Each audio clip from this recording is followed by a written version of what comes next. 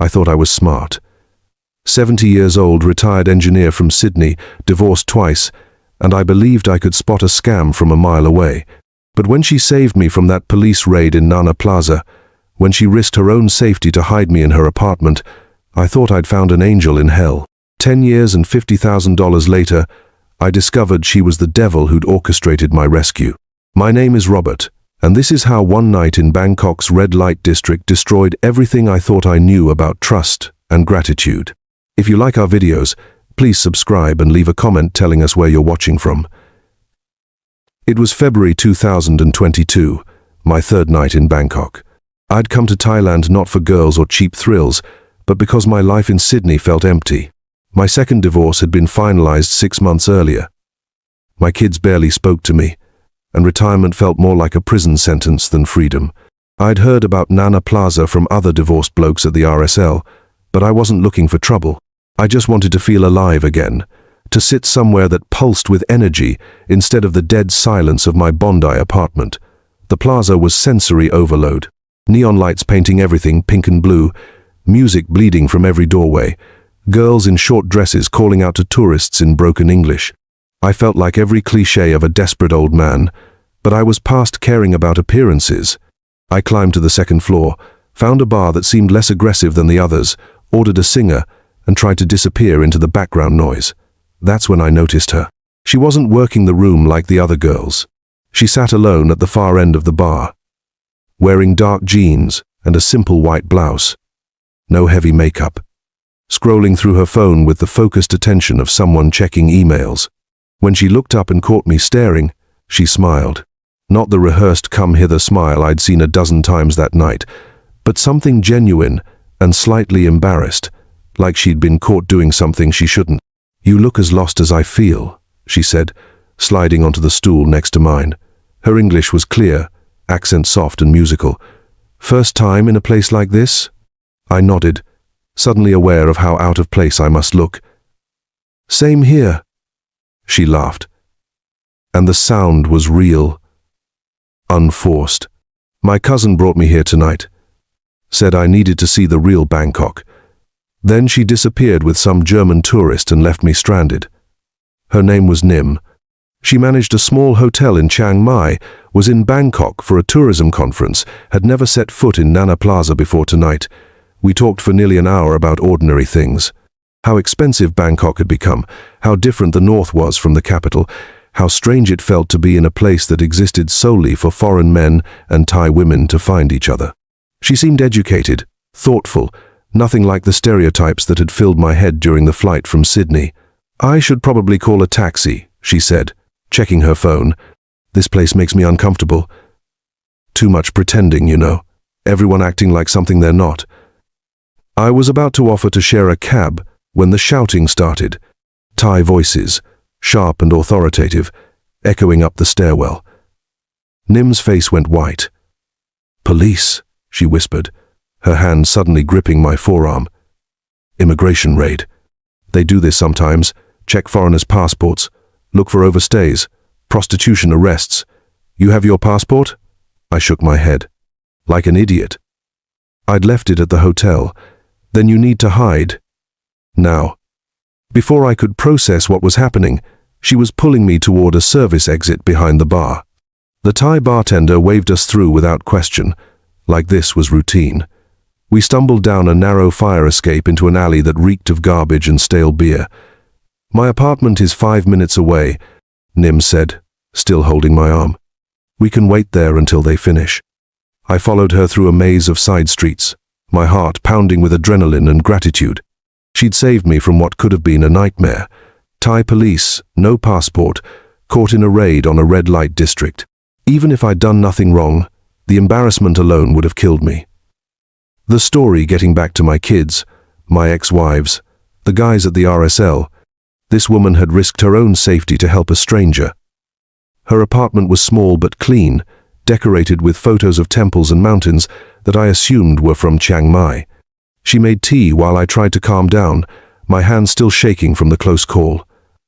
"Thank you," I said when she handed me the cup. "I don't know what would have happened if you hadn't been there." She shrugged, but I could see she was shaken too. Nobody deserves to be trapped like that. The police here, they can be very cruel to foreigners when they want to be. We talked until sunrise, not about the raid, but about life. She told me about growing up poor in Eisen, working her way through university, saving every baht to buy the small hotel that was now her pride and joy. I told her about my engineering career, my failed marriages, how retirement felt like being erased from the world. When morning came, I didn't want to leave. She gave me her phone number and made me promise to be more careful. "Next time, always carry your passport," she said as I was leaving. "And maybe stay away from Nana Plaza. There are better ways to see Bangkok." I promised I would, though we both knew I'd be back. Not to the plaza, but to see her. Over the next few days, we met for coffee, lunch, dinner. She showed me Bangkok through local eyes. Street food markets where tourists never went, temples that weren't in guidebooks, neighborhoods where real people lived real lives. She refused to let me pay for anything expensive, said she had enough money and didn't want me to think she was using me. That only made me like her more. When my 2-week vacation ended, I didn't want to leave. For the first time in years, I felt connected to someone, felt useful and appreciated. Nim seemed sad to see me go too. "I'll miss our talks," she said at the airport. "You're not like other foreign men I've met. You listen." Back in Sydney, everything felt grey and pointless. I counted the days until I could return to Bangkok, to her. We talked every day on WhatsApp, video calls where she'd show me the sunset from her hotel balcony or the new flowers she'd planted in the small garden behind the building. She seemed lonely too. Working long hours, no family nearby, few close friends. 3 months later, I was back. This time, for a month. Nim met me at the airport, and seeing her smile made the 14-hour flight feel worthwhile. We fell into an easy routine. I'd work out at a gym near her apartment in the mornings while she managed the hotel. Then we'd spend afternoons and evenings together. It felt domestic, comfortable, like we were building something real. That's when the money started. Small amounts at first, and always for emergencies. Her hotel's air conditioning broke during a heat wave. "The repair will cost 20,000 baht, she said, showing me the estimate on her phone. "But I don't have it right now. The insurance money won't come for 2 weeks, and I can't let guests suffer in this heat." I transferred the money without hesitation. She'd saved me from disaster. The least I could do was help with hers. 2 months later, she called crying. Her mother had fallen and broken her hip, needed surgery that wasn't covered by Thailand's public health system.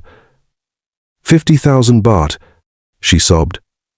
"I've been calling every bank, but my hotel isn't worth enough for collateral. I don't know what to do." Again, I sent the money immediately. What else could I do? This was the woman who'd risked herself to save me, who'd shown me kindness when I felt invisible to the world. The pattern established itself over the following year. I'd visit Bangkok every 3 months, staying for a month each time. Between visits, there would be emergencies, a broken water heater in the hotel, unexpected tax bills, her cousin's medical expenses. Always reasonable amounts, always legitimate problems with paperwork and photos to prove them. And Nim never asked directly. She'd just share her stress, her worry about money, and I'd offer to help because I couldn't bear to see her struggle. "You're too generous," she'd say each time. "I promise I'll pay you back when things get better." But I didn't want her to pay me back. She'd given me something more valuable than money. She'd given me purpose, companionship, a reason to wake up each morning. The 1,000 here, 2,000 there, felt like a small price to pay for feeling alive again. 2 years in, I started keeping track. Not because I wanted the money back, but because my accountant in Sydney was asking questions about the regular international transfers. The total surprised me. $37,000. When had it become so much? But looking at the individual transactions, each one had made perfect sense at the time. This was the price of having someone who cared about me, someone who shared her life and problems with me instead of treating me like a walking ATM. The first crack in my faith came during my 8th visit to Bangkok. Nim had mentioned a new guest at her hotel, an Australian businessman who was staying long-term while setting up an export company.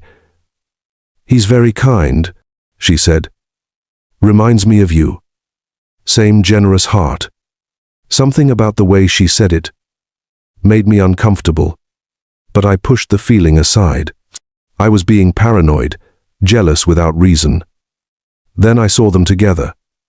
I'd come to surprise Nim at the hotel, bring her lunch during her busy day. Through the lobby window, I watched her talking to a man my age, grey-haired, wearing expensive clothes. They were standing close, her hand on his arm, both laughing at something he'd said. The intimacy of the gesture, the comfortable familiarity, made my stomach clench. When I walked in, Nim's face registered surprise, then something that might have been guilt. "Robert, I wasn't expecting you until tonight." The other man turned, and I saw he was indeed Australian. Probably from Melbourne based on his accent when he said hello. "This is David," Nim said. "The businessman I told you about." We shook hands, made small talk about Australia, about Bangkok's heat, about business opportunities in Thailand. David seemed pleasant enough, but I couldn't shake the feeling that something was off. The way he looked at Nim, the way she avoided my eyes when he was speaking. "Well, I should let you two catch up," David said after a few minutes. "Nim, don't forget about dinner tonight. That new restaurant you mentioned." He squeezed her shoulder as he left. "Dinner?" I asked when we were alone. Nim busied herself with paperwork, not meeting my gaze. "Business dinner. He's thinking about having his company book rooms here regularly. Could be very good for the hotel." Her explanation was logical, but something in her tone felt rehearsed. That night, I couldn't sleep. I lay in Nim's bed while she showered, staring at the ceiling and trying to understand why I felt so unsettled. She'd never made promises about exclusivity. We'd never defined our relationship in clear terms, but the easy intimacy I'd seen between her and David felt like a betrayal of something I thought we'd built together. Over the next few days, I found myself paying attention to details I'd previously ignored. How often Nim checked her phone, how she'd step outside to take certain calls, how she'd sometimes seem distracted during our conversations, like her mind was elsewhere. When I asked about David, she'd give short answers. He was still staying at the hotel. Business was going well. Nothing more. I started doing something I'd never done before. I started doubting her. When she mentioned needing money for hotel maintenance, I asked to see invoices. When she talked about her mother's medical bills, I requested hospital documents. Nim seemed hurt by my new skepticism. "Don't you trust me anymore?" she asked. "After everything we've been through together?" Her wounded tone made me feel guilty, small, paranoid. This was the woman who'd saved me from a police raid, who'd shown me Thailand beyond the tourist traps, who'd shared 3 years of her life with me. Of course I trusted her. My suspicions were the product of an old man's insecurity, nothing more. But the doubt, once planted, grew like a cancer. I found myself noting coincidences that had never bothered me before. How her emergencies always seemed to happen when I was back in Australia. How the amounts she needed were always just within my comfort zone for helping. How she never seemed to have money problems when I was visiting, only when I was away. The truth came accidentally, the way truth often does. I was using Nim's laptop to check my email when a Facebook message notification popped up. The preview showed part of a conversation in Thai, but one word was in English. My name, Robert. Curious, and knowing I shouldn't, I clicked on the message thread. What I found destroyed me. Months of conversations between Nim and someone named Siriporn, all in Thai, but with enough English words scattered through to tell the story. Robert sent money. David sent money. There was a third name, Marcus, also connected to money transfers. Screenshots of banking apps, showing deposits. Laughing face emojis. Thai text that I couldn't read, but didn't need to understand. I sat there for an hour, scrolling through the evidence of my own stupidity. Every emergency that had tugged at my heartstrings, every tear she'd shed over her mother's health, every grateful hug after I'd transferred money to help with her hotel's problems. All of it discussed like a business transaction with someone who was clearly a partner in whatever this was. When Nim came home, she found me still sitting at her laptop, the Facebook conversation open on the screen. She stopped in the doorway, seeing immediately what had happened. For a moment, neither of us spoke. "How long?" I asked finally. My voice sounded calm, which surprised me. Inside, I felt like I was falling through space. "How long have you been working with other men like this?" Nim sat down across from me, her face unreadable. "You don't understand the full situation," she said quietly. "It's not what you think." "Then explain it to me." I gestured at the laptop screen. "Explain why you're discussing my money transfers with someone else. Explain who David really is. Explain who Marcus is." She was quiet for a long time, staring at her hands. When she looked up, her expression had changed. The warmth I'd grown used to was gone, replaced by something cooler, more calculating. "You want the truth?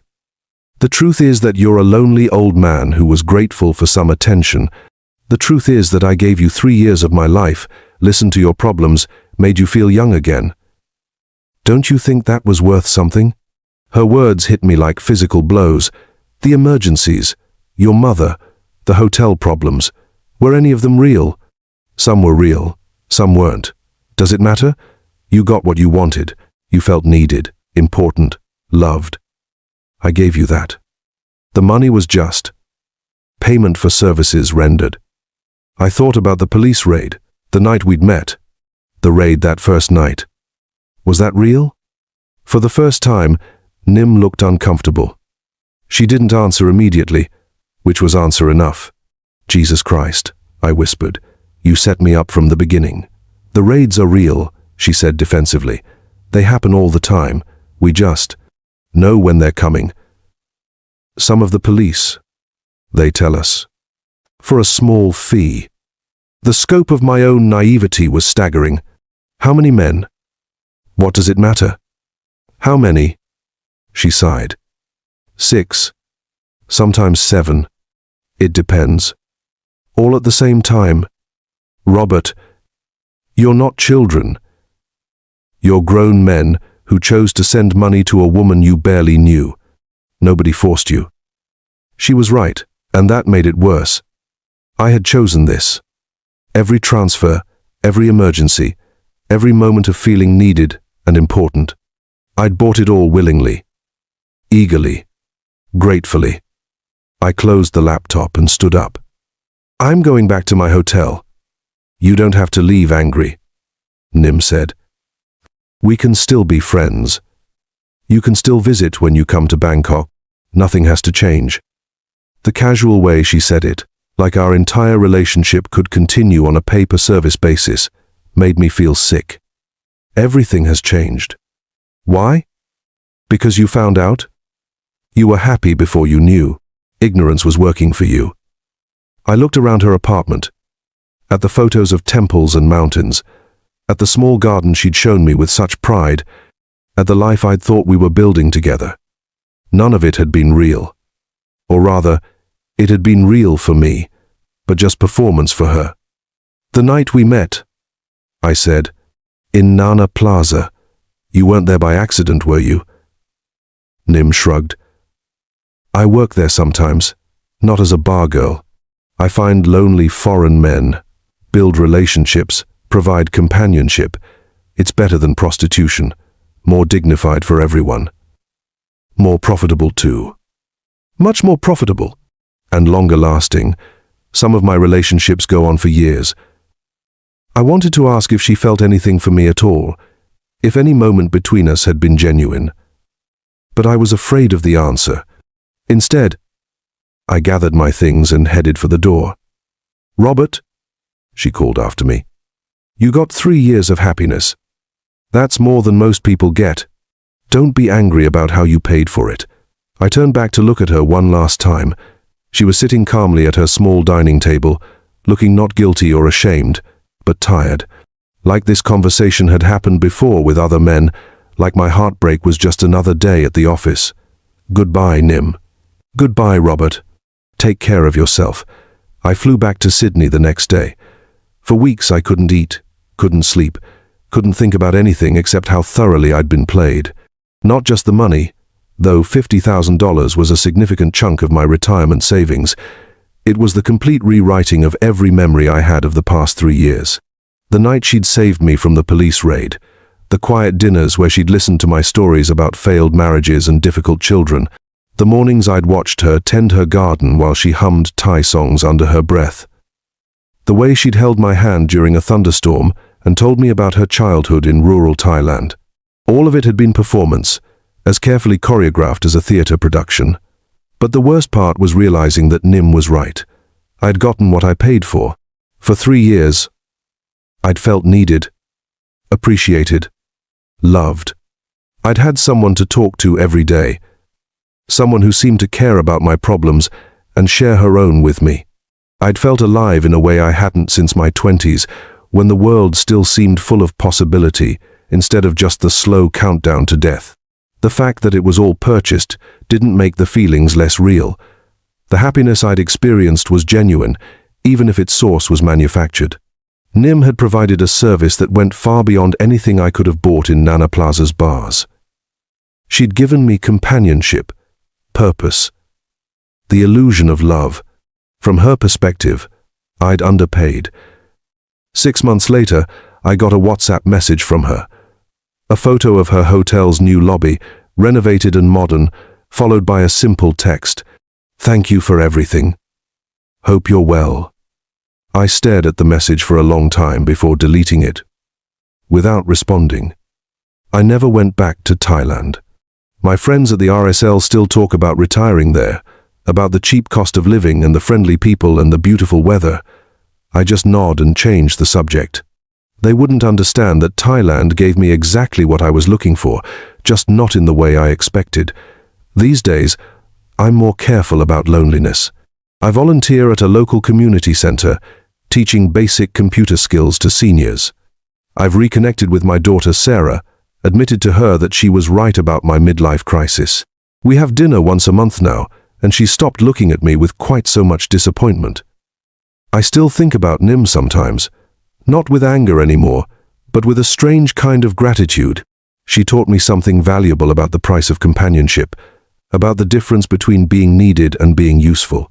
She showed me that loneliness makes people do desperate things, and that desperation makes them easy targets for those who understand human nature better than their victims understand themselves. $50,000 was expensive tuition for that lesson, but I suppose some educations cost more than others. And unlike my failed marriages, at least with Nim I got exactly what I thought I was paying for, even if I didn't realize I was paying for it at the time. The saddest part isn't that she fooled me. The saddest part is that if I could go back to those 3 years of feeling wanted and important, knowing what I know now about the price, I'm not entirely sure I wouldn't pay it again. That's what loneliness does to old men like me. It makes us grateful for any attention, even when we know it's being sold to us by the hour.